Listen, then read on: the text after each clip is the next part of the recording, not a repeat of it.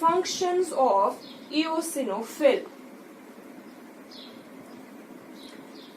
eosinophil की भी बहुत सारी फंक्शंस है, इसकी भी फंक्शंस है हमारी इम्यून सिस्टम में, बट इसकी स्पेशली जो इसकी इम्पोर्टेंस है दैट इज इसकी जो मेन इम्पोर्टेंट फंक्शन है, it's specially important when it comes to allergies and worm infections.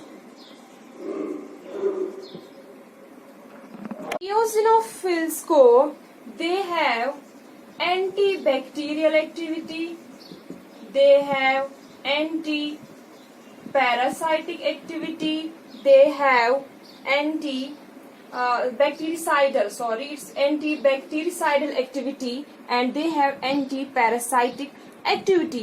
ये क्या करते हैं, इनकी फंक्शंस में क्या होता है, they move to inflamed areas, they trap the substances and they kill the cells. ये डायरेक्टली अटैक करते हैं. इनमें जो ये ग्रेन्यूल्स प्रेजेंट होते हैं, ये ग्रेन्यूल्स ये रिलीज करते हैं कुछ toxins to kill the pathogens और any foreign parasites.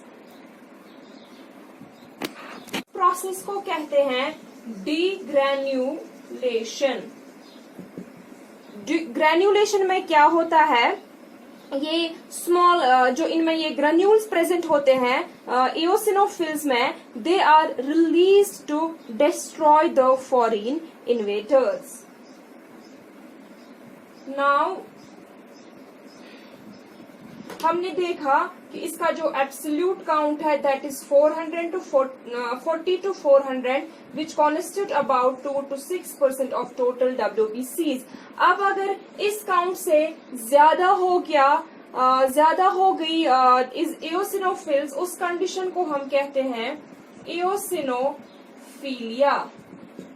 Eosinophilia is a condition in which the number of eosins increase in blood more than 6%, or you can say more than 400, when more than 400 eosinophils are present in our bloodstream, उसको हम eosinophilia कहते हैं.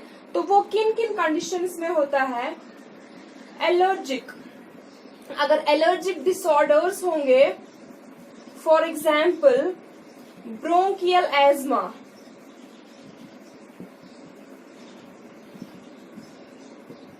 For example bronchial asthma अगर होगा, कोई भी या कोई और एलर्जिक डिसऑर्डर होगा, उसमें eosinophils का काउंट रेज होता है, या पैरासिटिक इन्फेक्शन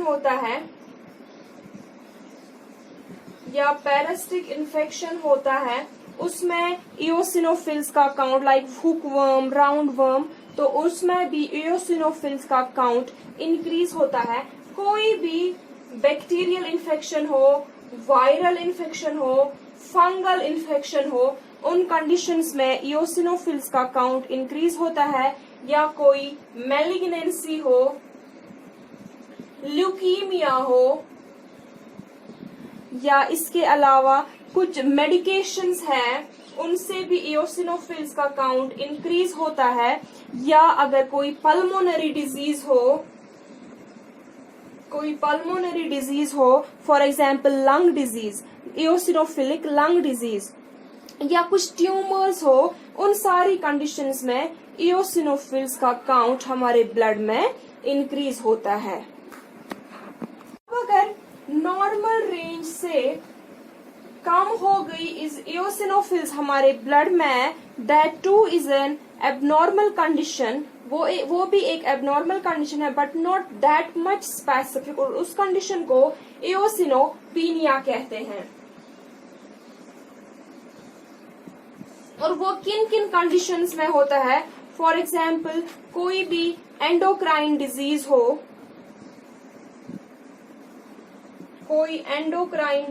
हो, या कोई भी एक्यूट इलनेस हो, या ड्रग इंटॉक्सिकेशन हो, या हार्मोनल थेरेपी हो, या क्या इंक्रीज कॉर्टिसोल हो, drug therapy, hormonal therapy, increased cortisol या एल्कोहल इंटॉक्सिकेशन, इन सब कंडीशंस में इओसिनोफिल्स का काउंट हमारे ब्लड में नॉर्मल से कम हो जाता है। That was all about eosinophils. इंशाल्लाह अब इसमें हमें बेसोफिल रहती है। नेक्स्ट लेक्चर में we will talk about basophils. Till then take care, अल्लाह हाफिज।